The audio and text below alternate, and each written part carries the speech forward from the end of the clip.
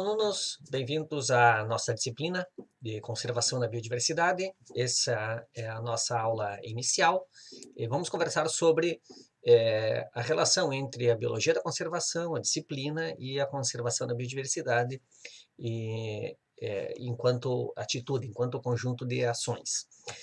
Quais são as ideias principais que nós vamos desenvolver ao longo dessa primeira aula? A primeira delas é que a biologia da conservação ela é uma disciplina científica peculiar. Ela está focada na tomada de decisões, e essa tomada de decisões ela envolve certezas e ela se guia por valores, e as ações que são necessárias são ações urgentes. A segunda ideia de que essa tomada de decisão, que é incerta e é urgente, ela acontece inevitavelmente. Ela pode ser consciente ou não, ela pode ser embasada em evidências ou não, ela pode ser planejada ou não, mas ela acontece. E a terceira ideia é de que a melhor decisão, aquela que nós precisamos desenvolver, ela envolve alguns princípios. Em primeiro lugar, ela é coletiva, em segundo lugar, ela é precavida, ela também envolve um compartilhamento dos riscos e dos benefícios ao redor dessa incerteza. Ela enfatiza processos críticos, ela assume a presença humana, ela tem foco no bem comum, ela é vigiada e ela é adaptável. Então, nós temos aqui um conjunto bastante grande de elementos que nós precisamos tomar atenção. Começamos pela primeira ideia. A biologia da conservação é uma disciplina científica que é peculiar. O que tem de peculiar nela? Bom, a biologia da conservação ela nasceu como uma resposta à crise da extinção de espécies. Ela não diz respeito apenas às espécies, diz respeito também a comunidades, a ecossistemas, sempre no caso de espécies, comunidades ou ecossistemas que estão alterados direta ou indiretamente por ações humanas. Então, a ação humana é a preocupação de fundo. A biologia da conservação é uma ciência voltada a propor respostas a essa crise. Ela se propõe a desenvolver princípios e ferramentas com o objetivo de preservar a diversidade biológica. E diversidade biológica em todos os níveis. Genes, populações, espécies, comunidades, ecossistemas e a biosfera como um todo. Quais são os objetivos da biologia da conservação? Bom, prevenir a degradação dos hábitats e, dessa forma, evitar a extinção. Restaurar hábitats, restaurar ecossistemas, uma vez que estejam degradados, e propor formas dos seres humanos se relacionarem de forma sustentável entre si, de forma a manter a biodiversidade. Quais são os paradigmas da biologia da conservação? O primeiro, que é o pano de fundo de toda a biologia, a mudança evolutiva. Então, isso significa que nós não estamos interessados em proteger um determinado estado das coisas, porque as espécies evoluem, as populações evoluem, o planeta evolui, a biodiversidade evolui. Então, nós estamos preocupados, de forma realista, em preservar as condições para a evolução.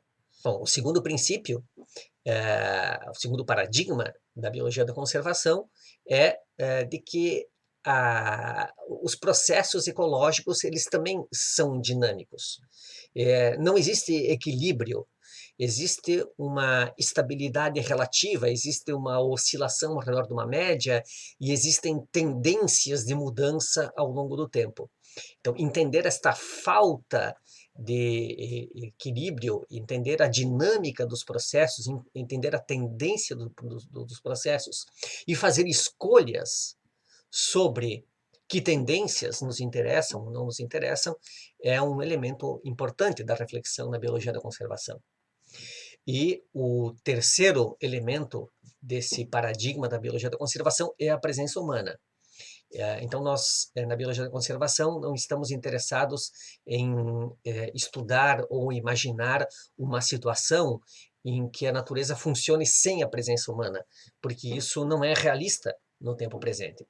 A presença humana é pervasiva, mesmo aqueles lugares aparentemente inalterados apresentam sinais indiretos de presença humana. Portanto, esse elemento, ele precisa ser incluído nas nossas reflexões, ele precisa ser incluído nas nossas análises. De certa forma, nós poderíamos riscar a palavra natural do dicionário. Não existe mais nada natural, natural no sentido que signifique sem presença humana. E o que existem talvez são áreas ainda silvestres, aquelas áreas com pouca influência humana, mas nunca nenhuma. E manejar essa influência humana é o centro da questão da conservação da biodiversidade. Então, esses são os três paradigmas principais. E por que ela é uma ciência peculiar? Bom, porque ela tem características que, de certa forma, são únicas ou são pouco comuns. A primeira delas a biologia da conservação é uma ciência guiada por valores.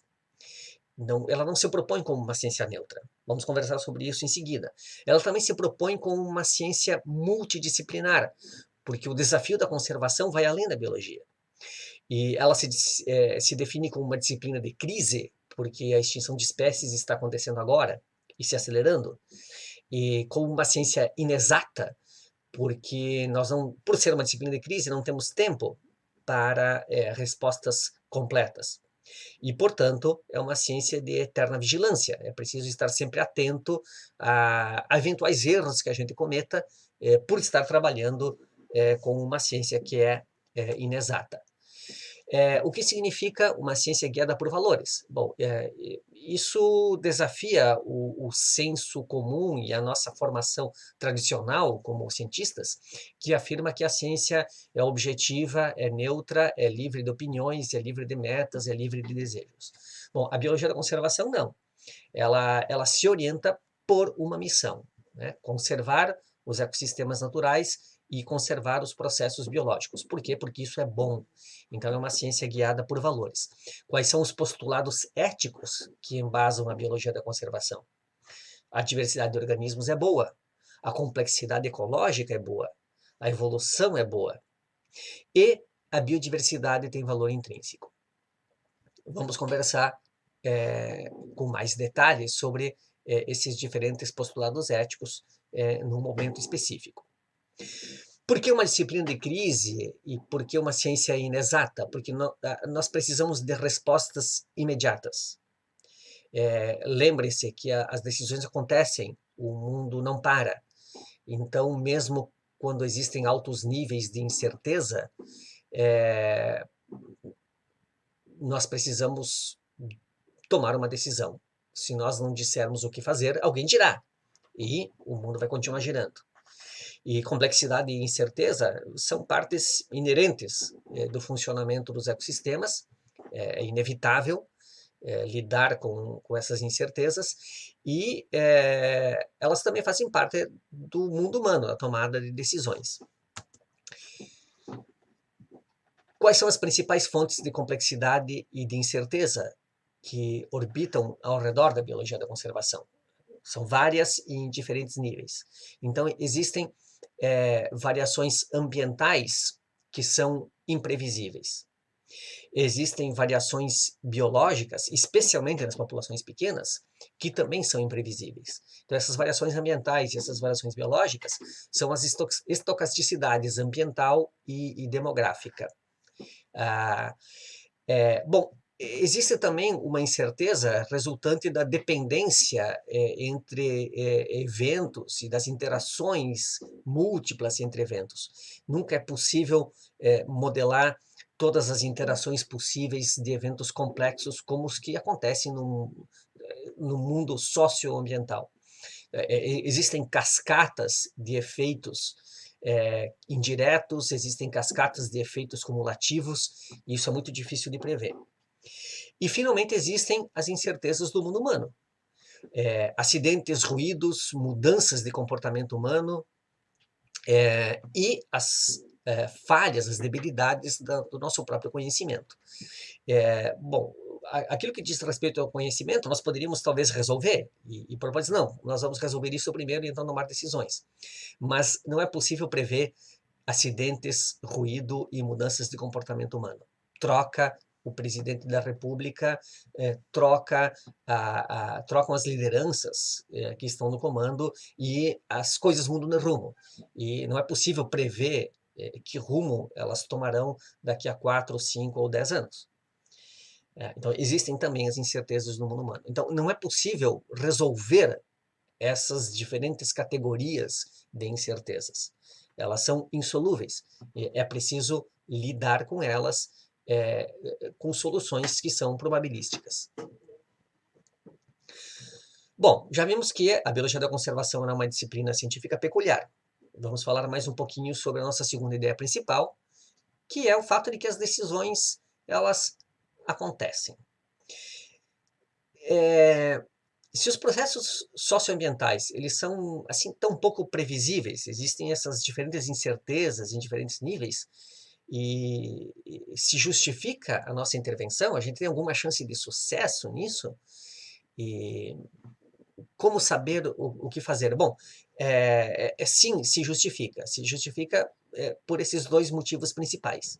Em primeiro lugar, os remanescentes naturais, de um modo geral, eles são muito pequenos para manter populações viáveis. Existem poucas áreas extensas e relativamente pouco influenciadas por atividades humanas. E existem poucos lugares capazes de manter uma alta riqueza de espécies ao longo do tempo sem a nossa intervenção. A maior parte dos remanescentes naturais são muito influenciados por uma série de processos que acontecem no entorno desses remanescentes, e que são processos resultantes de atividades humanas. E precisamos manejar essas atividades humanas, precisamos manejar esses remanescentes. Entregues a si mesmos, com uma cerca em volta, ninguém entra, ninguém faz nada, a tendência deles ao longo do tempo é perder espécies, é perder biodiversidade. E, bom, as ações humanas, elas alteram regimes naturais e perturbações em múltiplas escalas. E nós precisamos entender essas tendências, entender esses regimes e orientar essas tendências e esses regimes a trajetórias que nós tenhamos interesse em conservar. E, bom, quer a gente tome essas decisões, quer a gente faça essas escolhas ou não, e as ações humanas estão acontecendo. Elas podem estar acontecendo com o nosso vigiar, com a nossa atenção, com as nossas ideias, ou sem elas. E então, por isso que eu digo que o manejo, ele acontece. Esse manejo, ele pode ser planejado ou não, ele pode ter a nossa participação ou não, ele pode ser rígido ou pode ser adaptativo, mas ele está acontecendo. Melhor que ele aconteça com a nossa supervisão, com o nosso olhar, com a nossa preocupação de conservação da biodiversidade. Existem alguns problemas que também podem se transformar eventualmente em algumas oportunidades para lidar com esse ambiente de incertezas.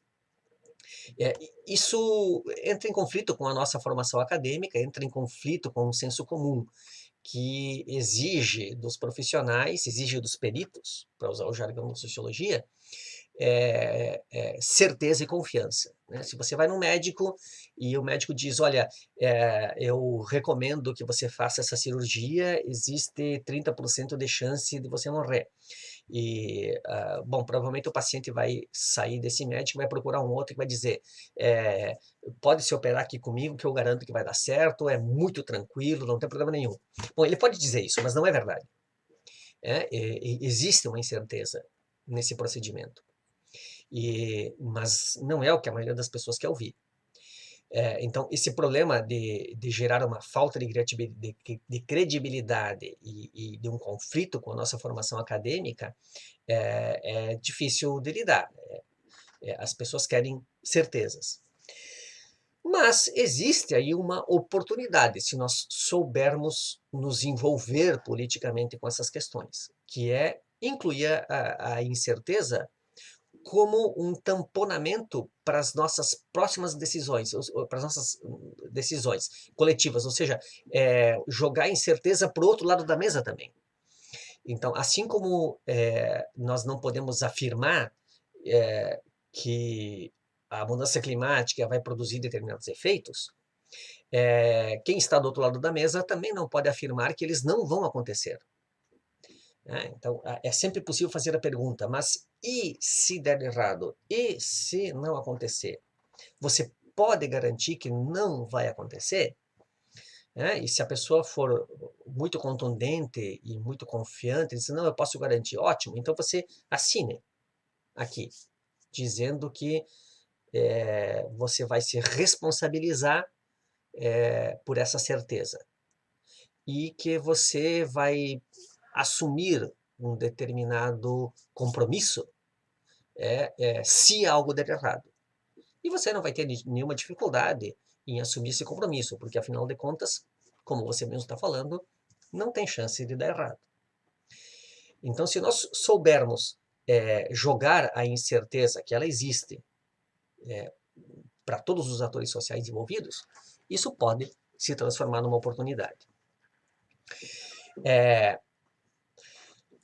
Com relação ao conflito entre a nossa formação acadêmica tradicional, existe aqui mais uma diferença importante entre a produção de conhecimento proposta pela biologia da conservação e a produção de conhecimento proposta por pesquisas que eu estou chamando genericamente aqui de acadêmicas.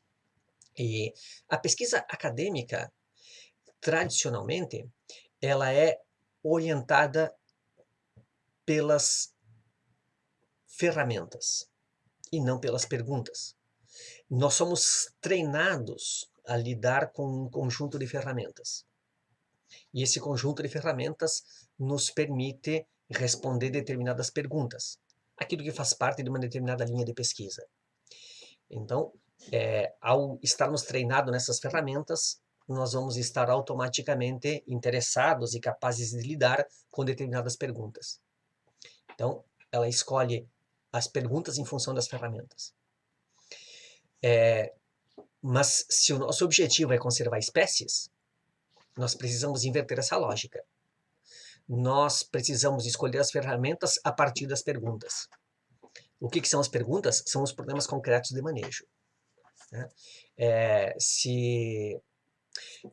De novo, analogia com a medicina. Então, se você sente uma dor no peito e procura um cardiologista, ele está treinado em algumas ferramentas que lhe permitem dar algumas respostas. Ele vai investigar o seu coração. Talvez ele encontre alguma coisa, talvez não. E seja lá o que for que ele vier a propor, vai ser algo relativo ao funcionamento do seu coração. Porque é o que ele sabe fazer.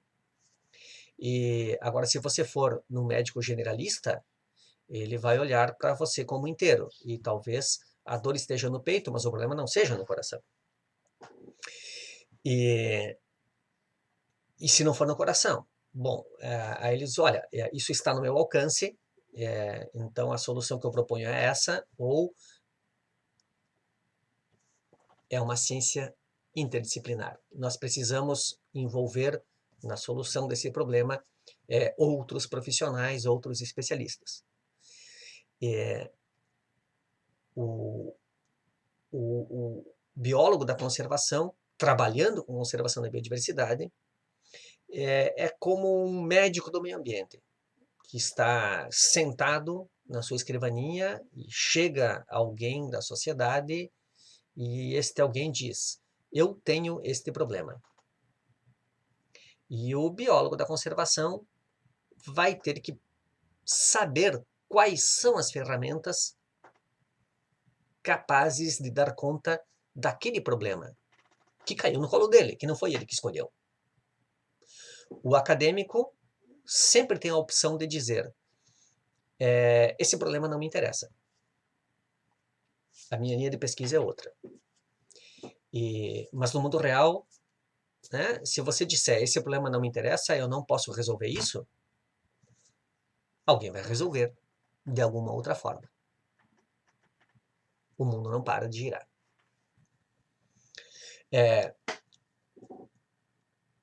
Ainda sobre esse conflito entre a formação acadêmica tradicional e o pensamento da biologia da conservação, é interessante a gente lembrar que a biologia da conservação ela é uma disciplina e, portanto, o objetivo da biologia da conservação é produzir conhecimento. Mas não é produzir qualquer conhecimento.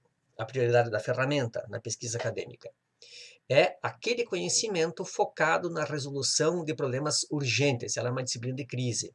Então, os problemas de agora, os problemas presentes, a crise da perda da biodiversidade, que é um problema de agora, é a prioridade. Então, precisamos de produzir conhecimento para este problema urgente de agora, de hoje. E, então, a prioridade é da pergunta, assim como na situação mais prática com que lidam técnicos de meio ambiente. E, bom, o que é conservação da biodiversidade na prática, o que eu estou chamando aqui de manejo, é o uso desse conhecimento para resolver o problema urgente na resolução do problema urgente. Né? Então, o manejo é a capacidade de gerenciar cientificamente um determinado problema. Então, a biologia da conservação é uma ciência. Ela produz a informação que vai nos ajudar a resolver um problema urgente. E a conservação da biodiversidade é colocar a mão na massa, é efetivamente iniciar as ações para resolver esse problema. Entre a biologia da conservação e a conservação da biodiversidade, nós temos o grande desafio dos países em desenvolvimento, subdesenvolvidos ou de terceiro mundo, como vocês preferirem chamar. E nós temos sido capazes de produzir bons técnicos, mas raramente existem as condições materiais oferecidas pelo nosso contexto político para que isso se transforme em ações efetivas. Isso pode parecer bastante frustrante muitas vezes. Mas sempre existem alguns espaços de influência que a gente pode dispor, pode utilizar, e com boa informação na cabeça, nós podemos exercer a nossa pressão, pelo menos no nível político também. Muito bem. Nossa terceira e última ideia é de que a melhor decisão ela envolve uma série de princípios. Vamos conversar um pouquinho sobre cada um deles. Quais são as opções, não para a produção de conhecimento, mas para a tomada de decisão? Quais são as opções de manejo que existem? E, consequentemente, das opções de aprendizado sobre essas tomadas de decisão. A primeira dessas opções é tomar uma decisão baseada na tradição ou no legalismo. Então, nós vamos fazer deste jeito porque é o que a lei obriga, é o que está no manual, é o que diz o termo de referência, é o que está nas diretrizes. Bom, a tradição e o legalismo simplificam a decisão e simplificam o aprendizado também. Né? A gente não precisa pensar, né? Só precisa executar conforme já está dito que deve ser executado. E, bom, é interessante ter esses guias, porque isso enfatiza lições importantes. Mas é preciso ser crítico com relação a essa solução. Por quê? Porque ela não é muito capaz de lidar com situações inovadoras, situações para as quais ainda não existe tradição e ainda não existe uma orientação legal estabelecida e confiável. E, a rigor, cada situação envolve algumas situações específicas, algum grau de necessidade de inovação. Bom, a outra possibilidade é a forma tradicional. A forma tradicional de comportamento humano é por tentativa e erro. Então, as pessoas vão experimentando individualmente algumas soluções, algumas vezes dá certo, outras vezes não, elas vão aprendendo com essas experiências e vão aperfeiçoando os seus processos. É assim que funciona, é assim que evolui o conhecimento de forma não científica. O problema é que a tentativa e erro ela é extremamente demorada e nós temos problemas urgentes para resolver. E ela, por não ser científica, Essas soluções, elas só são funcionais, elas só se aplicam a situações muito específicas, aquelas para as quais elas foram experimentadas. Então, elas permitem uma evolução, mas permitem uma evolução muito lenta. A terceira possibilidade é não através de tentativa e erro, mas através de experimentação científica formal. Ela é uma forma que é mais objetiva, mais explícita e, sobretudo, ela é replicável e generalizável. Então, ela permite um aprendizado mais rápido e mais eficiente, com mais controles. Mas ela funciona apenas em contextos relativamente simples, que são aqueles contextos controlados nos quais acontece a experimentação. Existe alguma outra opção além dessas? Quais são as limitações dessas três opções de tomada de decisão e de aprendizado ao mesmo tempo? Né? Enfatizando, a tradição ela não permite enfrentar situações para as quais não existe uma experiência prévia acumulada. A tentativa e erro ela é adaptativa, mas ela não é generalizável. E a experimentação ela permite produzir respostas que são sólidas, que são universais, mas tem limitações na capacidade de enfrentar questões complexas em escala real de manejo, em escala real de funcionamento de ecossistemas. Elas funcionam muito bem em pequena escala. Um caminho alternativo possível é o caminho do manejo adaptativo ou da conservação embasada em evidências, que é uma técnica para se enfrentar cientificamente situações concretas de tomada de decisão, utilizando um procedimento acadêmico clássico, ou seja, um delineamento que permita reduzir incertezas, que permita ajustar decisões, que permita monitoramento das ações.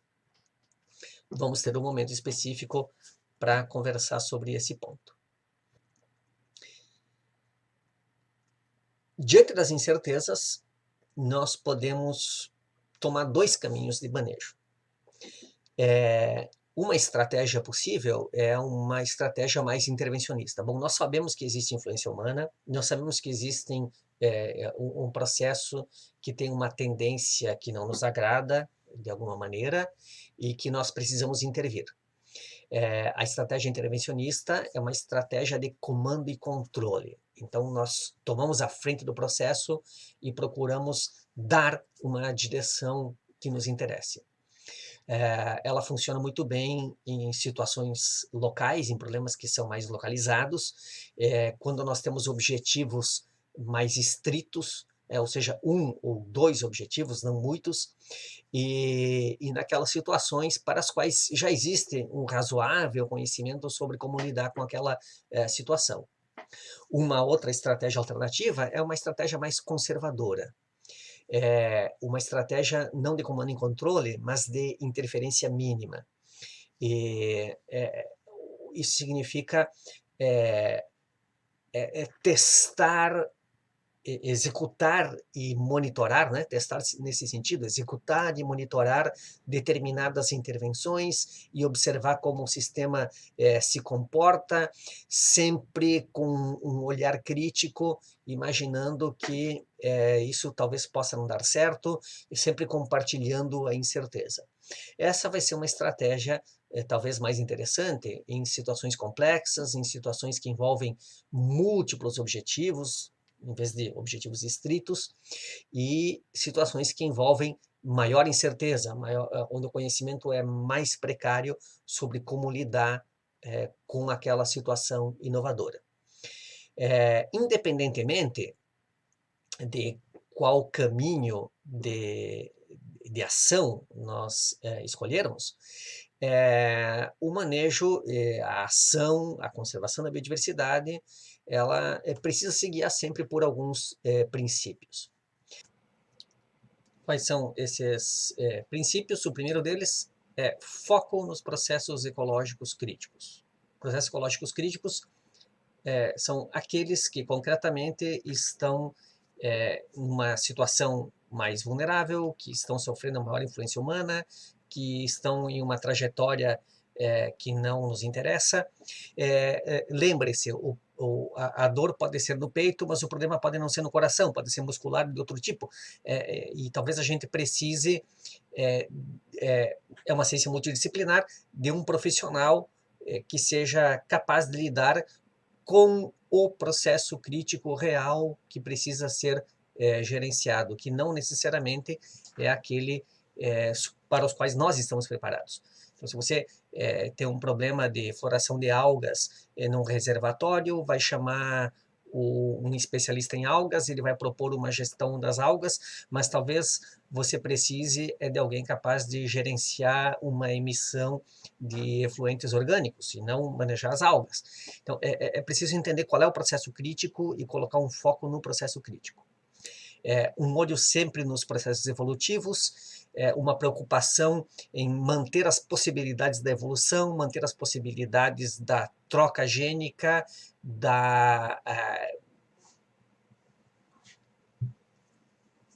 um foco na conservação dos processos evolutivos, um foco nas possibilidades de trocas gênicas, de conectividade, de produção de diversidade, de recombinação, um foco no estabelecimento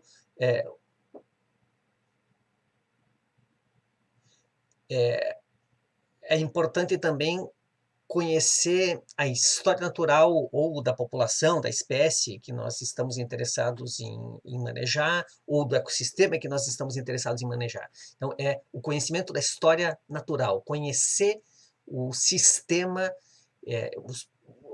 a biologia das espécies que está diante de nós. Então, esse é o nosso pé na história natural, esse é o pé na nossa informação ecológica e biológica básica. Não é possível manejar um sistema, uma população que a gente não conheça. E minimizar as ameaças externas e ao mesmo tempo em que a gente maximiza os benefícios externos, ou seja, o foco não é nos processos internos, mas é no entorno, o entorno humano, a influência humana que chega pelas bordas. Numa área protegida, por exemplo, tem muito pouco que um gestor possa fazer dentro da unidade de conservação, mas tem muito que ele pode fazer ao seu redor. Lembrar que o manejo ele sempre que possível, ele deve ser flexível, deve ser adaptativo, é uma ciência de eterna vigilância, nós não temos, existem incertezas, nós não temos o controle de todos os processos, então precisamos estar sempre dispostos e prontos a revisar as decisões, a mudar de rumo. E por isso, preferencialmente, ser minimamente intrusivo, porque quanto mais intervenções, maior a dificuldade de mudar de rumo. E o sexto princípio é lembrar que nós estamos manejando o mundo humano. Lembrar que nós estamos manejando um mundo que tem interferência humana. Se a causa é humana, a dimensão social dos problemas e, portanto, a gestão do ambiente político é tão importante quanto a gestão dos processos ecológicos que estão acontecendo localmente. Fechamos aqui, então, esse nosso primeiro apanhado de ideias. Quais são as ideias principais que a gente focou aqui? De que a biologia da conservação é uma disciplina científica que é peculiar, porque ela está focada na tomada de decisões que envolvem incertezas, decisões que se guiam por valores e decisões que são urgentes. Que essa tomada de decisão, ela sempre acontece, quer a gente queira ou não, seja ela consciente ou não, seja ela embasada cientificamente ou não, seja ela planejada ou não. E que a melhor decisão, ela envolve alguns princípios. Ela compartilha incertezas, ela é precavida e minimamente intrusiva, compartilha riscos e benefícios, enfatiza processos críticos, assume a presença humana e maneja a presença humana, e tem como foco o bem-estar comum, é vigiada e é adaptável. Era isso, e até a nossa próxima atividade.